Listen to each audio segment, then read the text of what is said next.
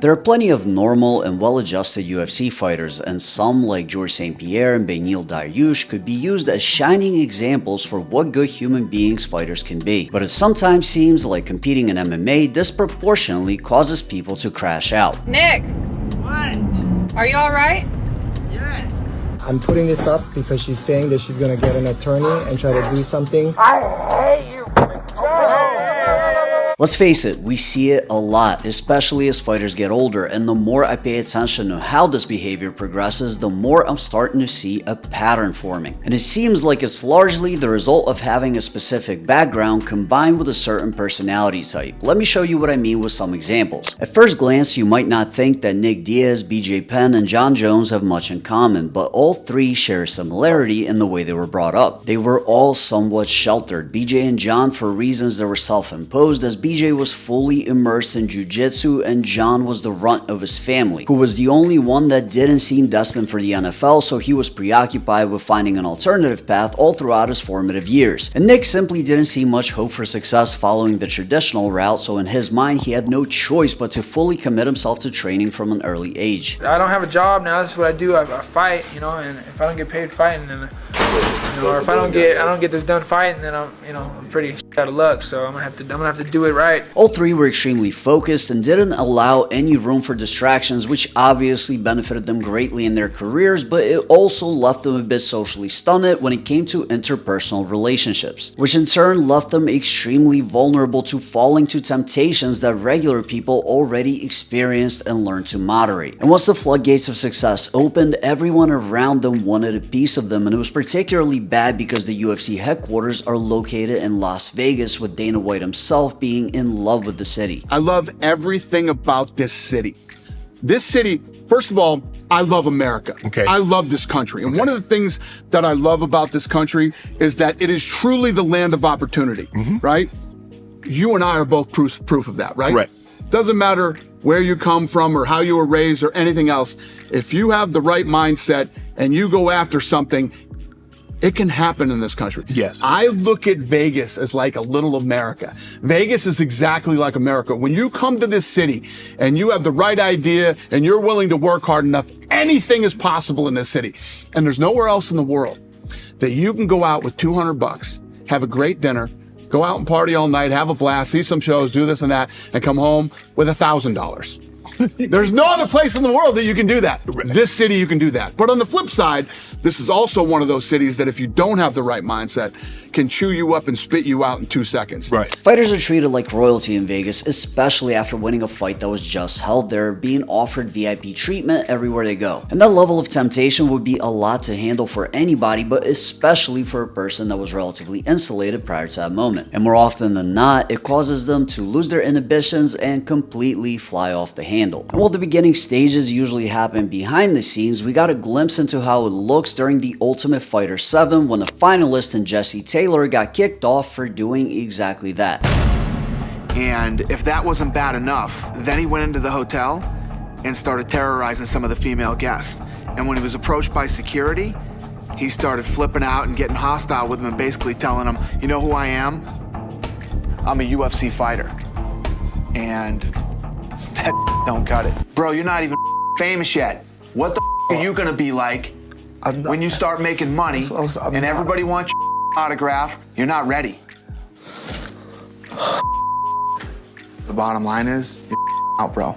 Things really get bad when fighters become inactive, either due to retirement, injury, or suspension, and that's when it really began to go downhill for Nick Diaz, who was more or less a hermit throughout the majority of his career, but began to party non-stop when he had nothing else to look forward to. And receiving the attention that he missed out on for almost 3 decades eventually caused him to completely go off the rails. The drinking on the weekends quickly turned into drinking every day, which naturally caused him to get into substances, which allowed him to drink even more. And once that was no longer enough, he moved on to things that were even harder, relying on people around him to keep him supplied and happy, which led to him completely losing his autonomy and finding himself bouncing from house to house with no real place that he could call home, and being surrounded by people who just looked at him as a shiny ticket to get free things while stuck in codependent relationships with women who were just as mentally damaged as he was. And as the years rolled by, he became less and less relevant as an MMA fighter, no longer being in his 20s or even 30s, alienating his his true friends and becoming old news to the coat riders after losing his status and most of his fame. With every fighter from his generation either retiring or fading into obscurity, he became a whoa, what happened to him story seemingly overnight. We're doing alright.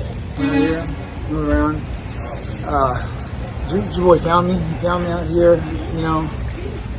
I mean, I was half dead when he found me. I was, you know, one-legged bitch of a mother. And I didn't, you know, have much going on. He took me on in, and now here we are. So.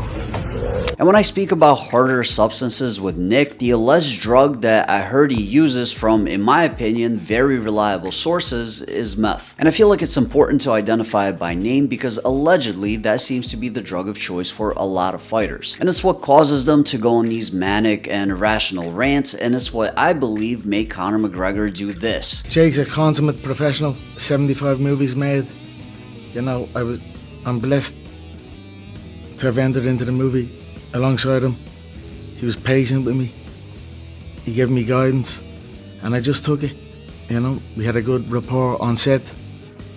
He has 75 movies made. I have 75 bar fights made. And that's it. We had a good back and forth. And what I believe made BJ Penn do this. This lady right here, look at her ass and legs. She's acting like my 79-year-old mother. But she's not my 79-year-old mother.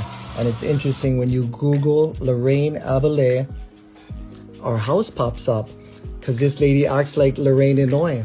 So you Google Lorraine Abelet and this house pops up and then you look him and then my mom's name starts popping up. She's trying to steal everything and this is not my mother. And I'm putting this up because she's saying that she's gonna get an attorney and try to do something.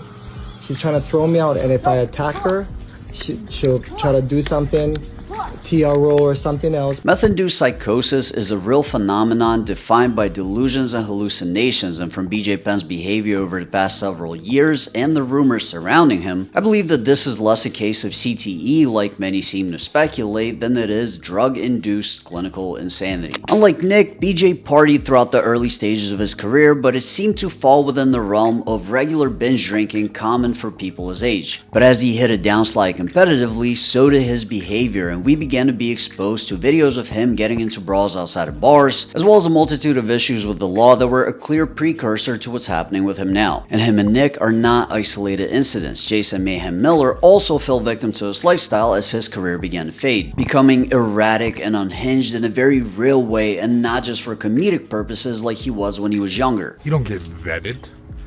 Just, hey, are you willing to fight? Can you pass this CAT scan? Do you have AIDS or hepatitis? No, you're in. That's the test?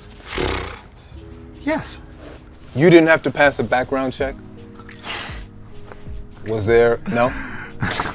They already knew I was like involved with the law a bunch of times, and yeah. It wasn't an issue.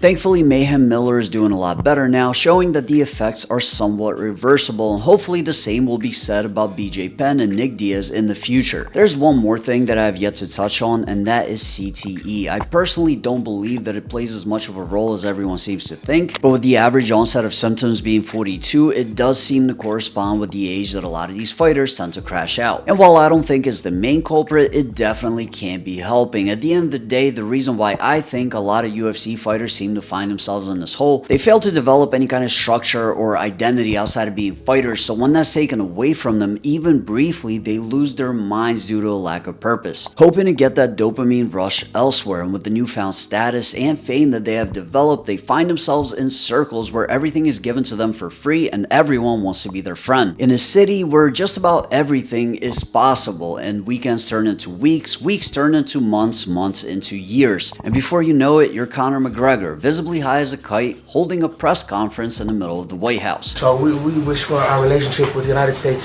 to continue, and we wish to be taken care of by the big bro. You know, the United States should look after its little bro.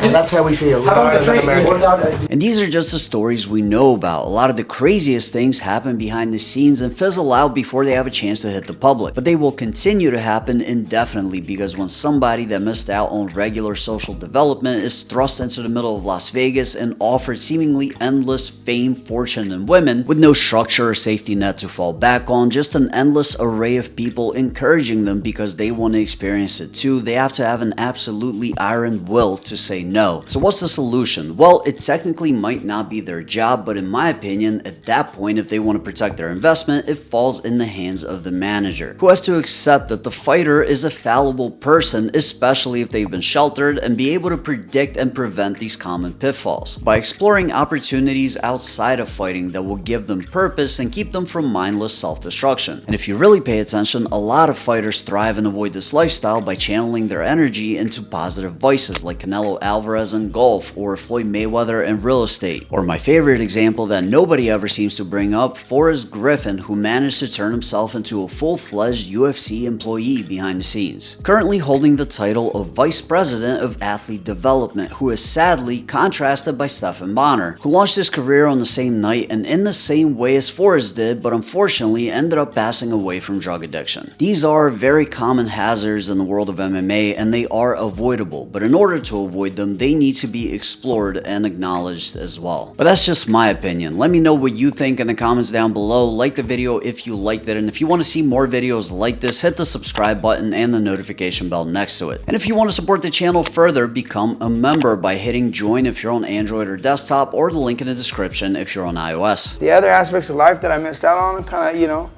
it left me a little insecure with what was going on around me, so I had to go and, like, you know, separate myself a little bit from this fight game until I seen what's what. But that has nothing to do with why I wasn't fighting. I wasn't fighting because, for one, anybody who I could have picked a fight with, this is not even morally and ethically makes sense for anybody. Who's gonna? I don't like you for that. If I'm looking in at me and you do that, I'm like, why? I'm like, okay, oh, you gotta feed your family? I'm like, well, I fed mine.